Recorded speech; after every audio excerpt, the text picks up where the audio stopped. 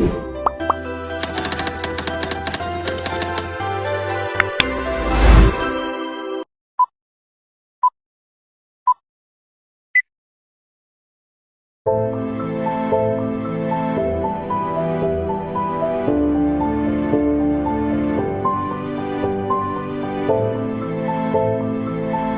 Tenggara atau Indo-Melayu merupakan 7 dari wilayah kebudayaan atau peradaban Islam, yang pada masa kini negara-negara di Asia Tenggara adalah Myanmar, Laos, Vietnam, Kamboja, Thailand, Filipina, Malaysia, Singapura, Indonesia, Brunei Darussalam, dan Timor Leste.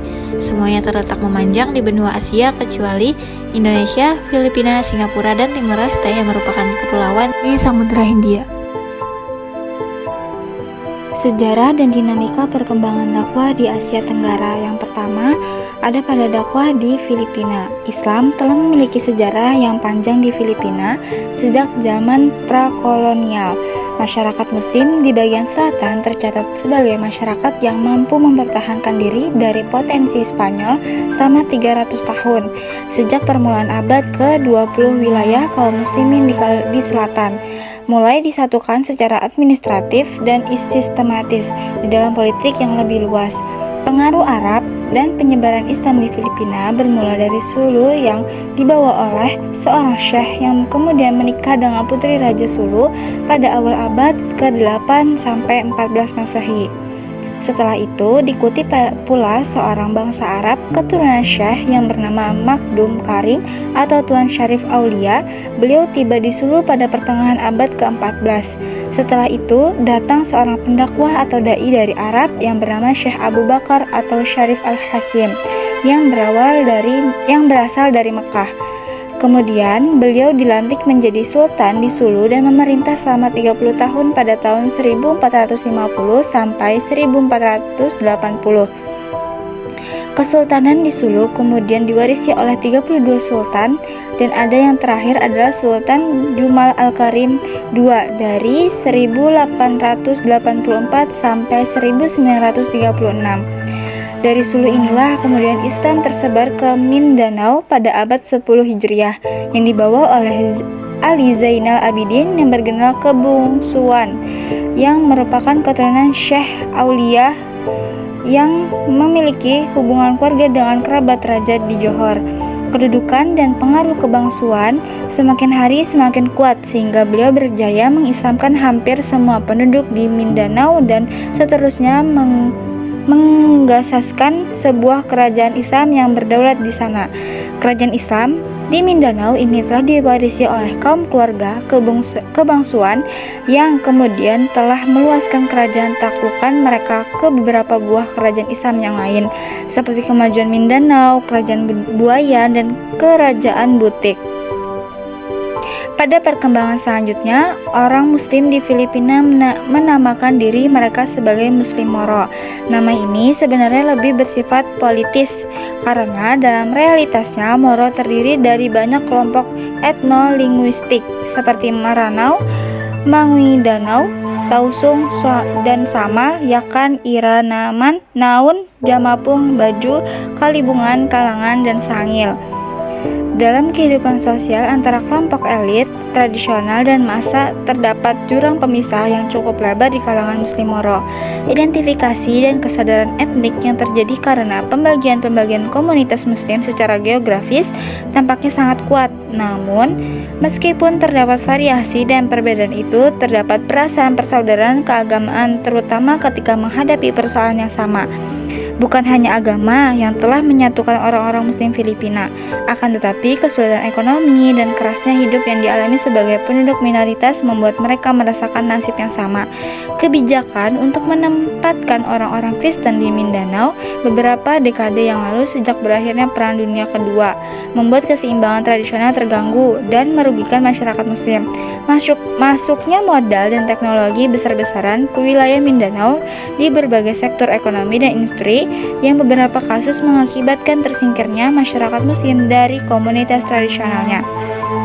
sangat tidak menguntungkan bagi masyarakat muslim, sehingga dari beberapa peristiwa tersebut muncullah semangat perjuangan dalam solidaritas gerakan dakwah dalam organisasi Islam, di antaranya adalah Muslim Independence Movement atau MIM di tahun 60-an, Moro National Liberation Front atau MNLF, dan Banga Maro Army atau yang biasa disebut BMA, yang berjuang bagi kaum muslimin karena mereka terlalu dieksploitasi secara ekonomi, politik, dan kehidupan sosial. Sebagaimana juga kawasan lain, Islam di Filipina juga memiliki kebangkitan yang cukup signifikan. Seorang ilmuwan muslim, Aisiri Abu Bakar, menguraikan beberapa faktor yang membuat Islam di Filipina bangkit. Di antaranya, yang pertama, bertambahnya hubungan ulama dan para pendatang dengan muslim yang terpelajar dari dunia Arab. Yang kedua, bertambahnya jumlah warga Moro yang pergi naik haji. Yang ketiga, bertambahnya kesempatan-kesempatan melakukan studi di berbagai pusat Islam di seluruh dunia. Yang keempat, partisipasi aktif dalam berbagai pertemuan. Yang kelima, kembalinya ratusan pelajar muslim dari luar negeri. Yang keenam, semakin banyaknya didirikan madrasah-madrasah di daerah. Yang ketujuh, kedatangan para pejabat dari dunia Islam ke Moro. Yang kedelapan, banyaknya konferensi pers internasional dan peliputan perang yang berlangsung di Mindanao serta kekejaman beberapa personel militer di wilayah tersebut. Kehidupan masyarakat muslim di Filipina sebagian selatan agak terisolasi karena letaknya yang cukup jauh dari negara muslim tetangga. Namun demikian, Islam di Filipina mengalami dinamika yang signifikan setelah adanya keterbukaan dari berbagai pihak. Seterusnya adalah dakwah di Vietnam. Penyebar agama Islam di Vietnam yang pertama diperkirakan berasal dari kekhalifahan Utsman bin Affan. Para pedagang Muslim diduga telah berhenti di pelabuhan kerajaan Champa di Vietnam pada abad yang ke-7 saat dalam perjalanan ke China. Namun, para ahli sejarah sepakat menyatakan bahawa Islam telah sampai di Vietnam pada abad yang ke-10 dan yang 11. Hal ini didasarkan pada catatan dinasti Song di China yang menyatakan bahawa Champa mulai beradaptasi dengan Islam pada akhir abad yang ke-10 dan awal abad ke-11. Catatan dinasti Song menyebut bahawa mulai 986, ratusan orang dari Champa yang dipimpin oleh Pu Boe, iaitu Abu Nus, tiba di Hainan kerana pergolakan di kerajaan. Bukti lain, 2 makam pedagang Muslim tanggal 1309 ditemukan di Panrang, iaitu Panduangan Selatan Champa, menandai adanya komunitas Muslim kecil di Champa pada abad ke-11. Agama Islam diperkirakan dibawa oleh pedagang dari India, Persia, dan Arab yang melakukan hubungan dagang di wilayah kerajaan Champa.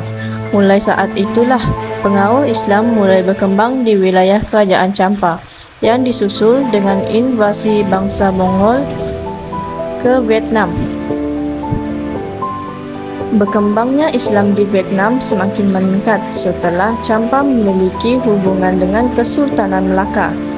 Hingga pada abad yang ke-17, Islam di Champa berkembang seiring dengan dijalinnya hubungan dengan kerajaan-kerajaan di Indonesia.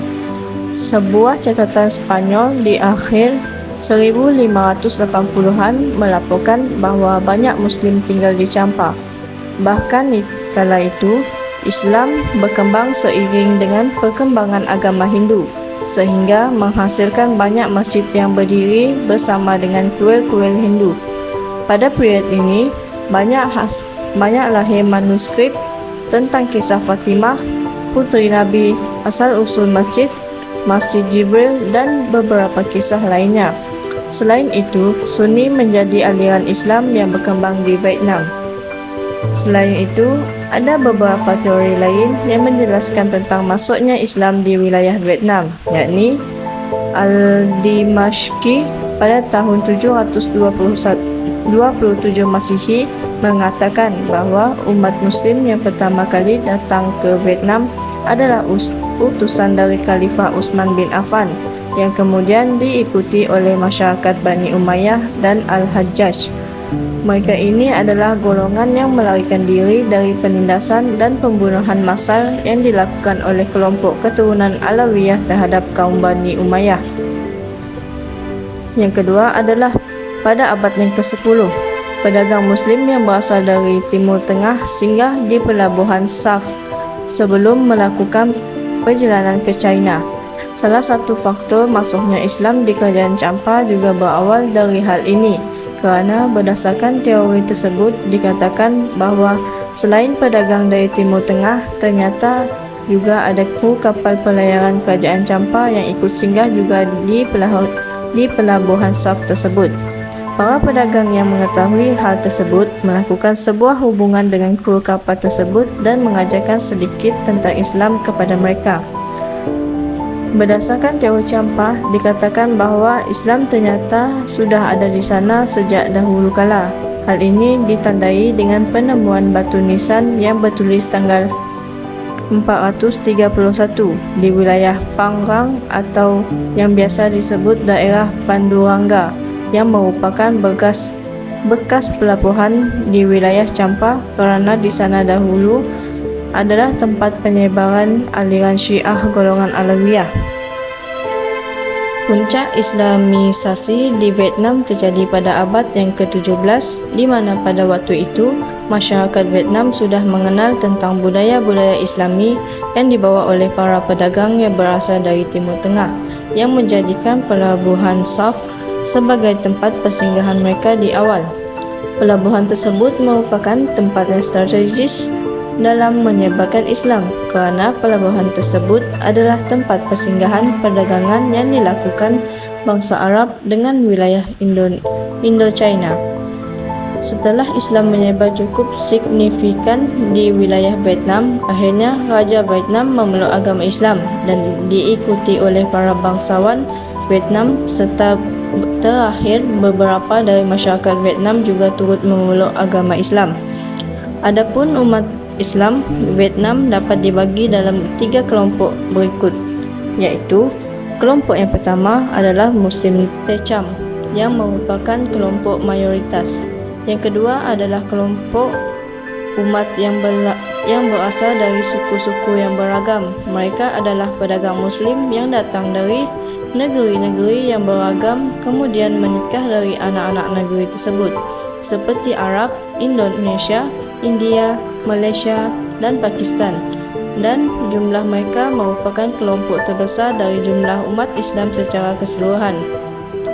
Kelompok ketiga adalah Muslim dari warga Vietnam asli, dan mereka adalah warga Vietnam yang masuk setelah berinteraksi dengan para pedagang Muslim dan berkomunikasi secara baik, seperti Kampung Tan Bu pada bahagian kota Tan An, baik dengan masuknya warga kepada Islam atau mereka masuk Islam melalui pernikahan. Islam masih menjadi agama minoritas kerana pemerintahan Vietnam lebih menekankan pada ideologi komunis di negaranya dengan prinsip yang sangat fundamental, dan itu tidak sesuai dengan agama Islam sendiri. Meskipun demikian, pemerintah Vietnam tetap memberikan kebebasan kepada agama Islam dalam kehidupan beragamanya sama seperti agama-agama yang lainnya. Dengan kata lain, pemerintah Vietnam menyamaratakan semua jenis keagamaan yang ada di negaranya dan tidak ada yang lebih diunggulkan. Demikian materi dari kami. Berikut adalah kesimpulannya.